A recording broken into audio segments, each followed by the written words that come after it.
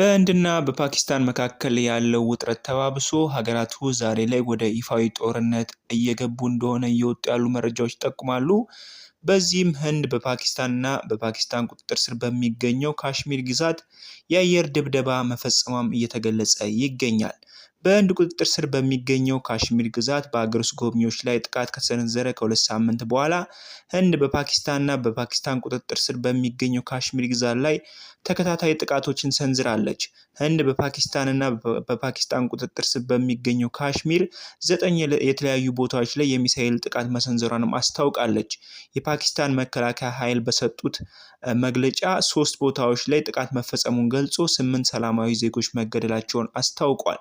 እየወጡ ያሉ የደህንነት ምንጮች ከሆነ በህንድ ጥቃት እስከ 70 የሚጠጉ የፓኪስታን ወታደሮች ሳይሞቱ እንዳልቀረም እየተገለጸ ይገኛል። የሀገሪቱ ውጭ ጉዳይ ሚኒስቴር በበኩሉ 8 ሰላማዊ ዜጎች መሞታቸውን አረጋግጦ 35 ሰዎች ደግሞ ጉዳት ደርሶባቸዋል ብሏል። ፓኪስታን ኢስላማባድ በመረጠችበት ጊዜ ምላሽ ሰጣለች ስትልም ጥቃቱን ተናግራለች። የህንድ መከላከያ ሚኒስቴር ጥቃቱን ኦፕሬሽን ሲንዶር ሲል የጠራው ሲሆን ይህም ዘመቻ ሚያዝያ 14 2017 ዓ.ም 22 ህንዳውያንና አንድ ኔፓላዊ የገደሉትን ተጠያቂ ለማድረግ የተካሄደ መሆኑንም ገልጿል። ፓኪስታን ህንዳውያን ጎብኚዎች በቀጠፈው ጥቃት ላይ ምንም አይነት ተሳትፎ እንደሌላ ገልጻ የህንድ የሚሳኤል ጥቃት ምንም ትንኮሳ ሳያደርግ የተፈጸመ ነው ብላለች። ጠቅላይ ሚኒስትር ሼባሃዝ ሸሪፍ ይህ አጸያፊ ትንኮሳ ምላሽ ሳይሰጥ የሚታለፍ አይደለም ብለዋል። ህንድ ረቡዕ ማለዳ በ9 የተለያዩ ስፍራዎች በፓኪስታን የሚተዳደሩ ካሽሚርን ግዛትን ጨምሮ በፓኪስታን ኢላማዎች ላይ በማድረግ ጥቃት መፈጸሟም ተነግሯል። ኒው ዴልሂ ኢላማ ያደረገቻቸው ስፍራዎች የሽብርተኞች መሰረተ ልማቶች ናቸው ያለቻቸውን ሲሆን ጥቃት ተፈጸመባቸው ስፍራዎች የታቀደባቸውና ኢላማ የተደረገባቸው መሆኑንም አስታውቃለች።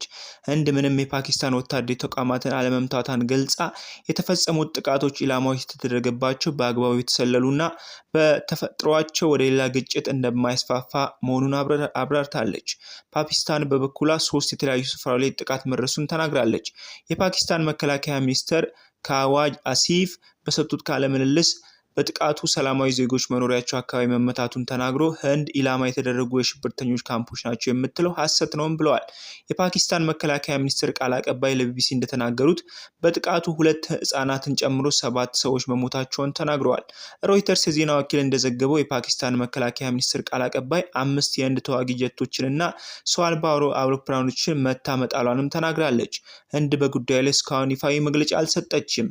ሚያዝያ 14 በተፈጸመውና 26 ሰዎች ከቀጠፈው ጥቃት የተረፉ ሰዎች ግድያውን ሂንዶች በመለየት የተፈጸመ መሆኑን ተናግረዋል። ጥቃቱ ከ2 አስርተ ዓመታት ወዲህ የተፈጸመና በርካታ ህንዳውያን የተገደሉበት መሆኑ እየተነገረ ይገኛል። ጠቅላይ ሚኒስትር ናሬንድራ ሞዲ በተጠርጣሪዎች እስከ ምድር ጥግ ድረስ ተጉዘን እናድናቸዋለን ሲሉም ከዚህ በፊት መዛታቸው አይዘነጋም። አክለውም ግድያ የፈጸሙት ደግሞ ከሚገመቱት በላይ ቅጣት ይደርስባቸዋልም ብለዋል።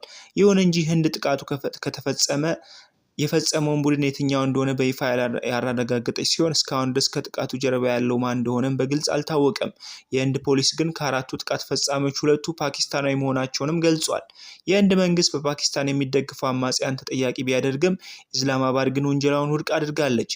ህንድና ፓኪስታን የካሽሚር ግዛት ይገባኛል ቢሉም ሁለቱ ሀገራት ነፃነታቸውን ካገኙ ጊዜ ጀምሮ ግዛቱን በከፊል ብቻ ነው ያስተዳደሩት።